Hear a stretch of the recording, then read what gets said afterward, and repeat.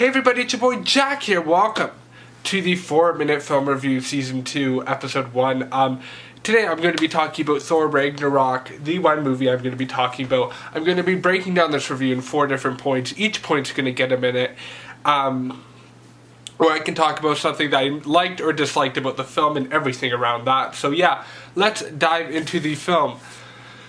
So point number 1, the humor in the film. I didn't love the humor in the film. It was just something I didn't feel was developed beside the film. I felt it was something that was really tacked on, and it wasn't really like incorporated into the film well. Like the only character I really found a success with that was, I would say, would be Korg, which is like the giant stone guy who's played by the director of the film. And like I just felt like his character really displayed like the humor aspect of the actual film overall. Everybody else was just trying too hard and like I didn't really feel like their characters needed the humor or the side commentary and everything. That I just felt for characters like Thor, it just didn't seem necessary in a sense and even with Jeff Goldblum's character, I just didn't like it as well. It just felt tacked on. It didn't feel developed enough. So yeah, overall I didn't love the humor in the film. So point number 2, the Hulk. I really liked the Hulk as a character, not because of him being a big, brooding, bashing, gladiator king. No, I liked it because it really clearly displayed the idea of the duality of man. Essentially, the duality of man breaks down to this, where you have two sides of a person. Meaning that you have good, like the best and clear example is good and evil. Here in this example, I will say you have Hulk and you have Bruce Banner. You have those two contradictions between these two people. Essentially, you have, what I really like about this film is you have Bruce Banner, and you see such a really innocence with him in comparison to the Hulk, who's just big, brooding, and is a bit of a a-how. He just cares about him. He's just selfish.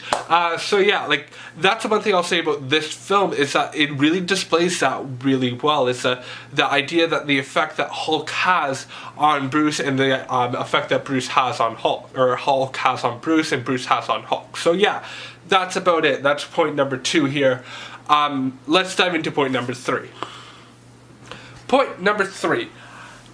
Doctor Strange, why are you in this movie? Along with that, the first act, why are you in this movie? Really, essentially, like, the first act, in my opinion, just seems pointless. Like, I understand, like, Marvel's trying to build a universe here, but I felt like the cameo that Doctor Strange had in this movie was so unimportant. We just had the fire demon tell us that, that he is going to, that we just had the fire demon say, your world's coming to an end. Now you have us telling that. Then you have like Odin tell us that before he mysteriously goes into mist, and it's like the only person I really like, the only scene I really felt like should have been there was the was Odin's scene and was the fire demon scene.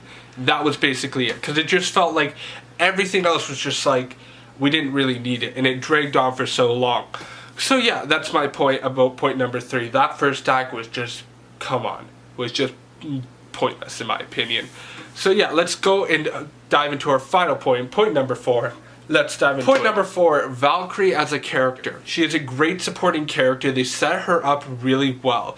You have this dynamic of a redemptive arc, which is a simple, straightforward arc that she portrays and like she fulfills. But her character alone, she does support the majority of the story here. You have her, obviously her with this like being in Sakaar, being a traitor and everything, her relationship with the Hulk and everything like that. But more importantly, her relationship with Hela, her previous relationship with her previous battle, which she does still feel guilt about, was really important to tell Thor. Also her relationship with Thor and her opinion on Hela, therefore justifying her to go onto Thor's side, was something that was really important. You have this really great arc with herself, but you also have a really great story being told, because you get an understanding of why Hela is such a threat and why it's so important for Thor to be a greater threat there.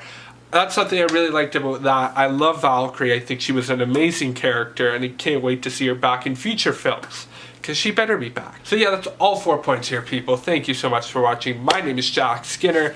Thank you for watching to this point in the video. Feel free to like, comment, share, and subscribe. Hit that post notifications if that's something you're into. Let me know down below what you think about Thor Ragnarok. Thanks for watching, and bye.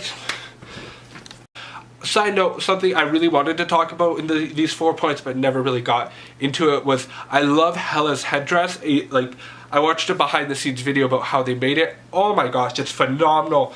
Up close, it's just a beautiful masterpiece.